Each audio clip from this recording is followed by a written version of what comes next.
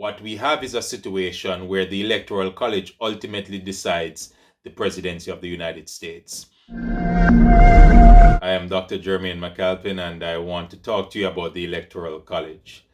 Now, the Electoral College is a mechanism within the US presidential system that essentially elects the President of the United States.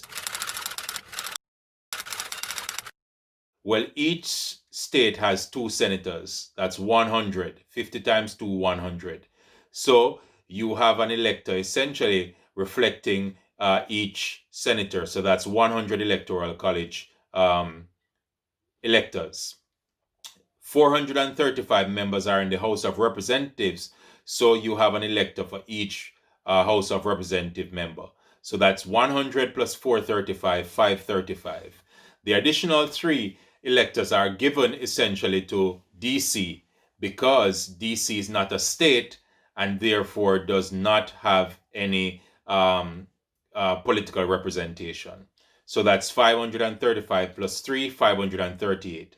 The person who wins the presidency of the United States needs only to win 270 electoral college votes.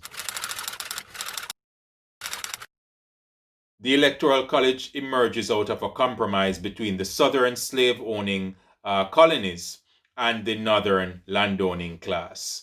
What it is that after the Constitutional Convention of 1787, the slave-holding colonies essentially figured that they would not have the kind of representation that would be required to do popular representation. Why? Because their slave population was larger than their white minority population.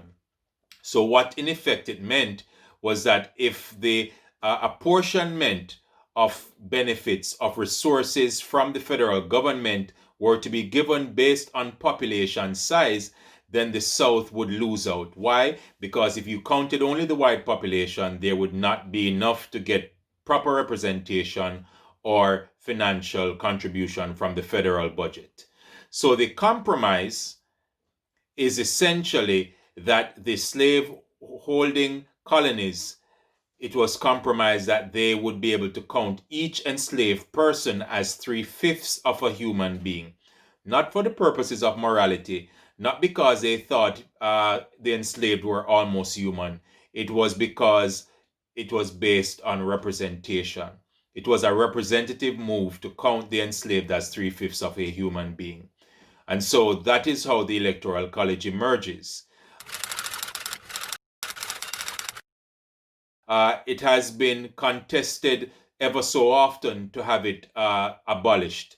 Actually, the Electoral College over time has had almost 700 suggested amendments. It has come to the congressional floor around 700 times since 1787 to be revised or to be abolished. It continues to be problematic because there are some quirks. The first is that the Electoral College does not actually meet until December 14th. Yes, that's what I said, December 14th. They don't meet until after the actual holding of the popular votes. And so they tend to vote according to the wishes of the popular vote. The reality of it is that is why after November 3rd, the person who wins is called the president-elect. And the person is not officially president until Congress meets on the 6th of January in the next year to certify the Electoral College votes and also to certify the popular votes. So it's a quirky mechanism. The people get an opportunity to vote, but ultimately it is 538 persons who will determine the President of the United States.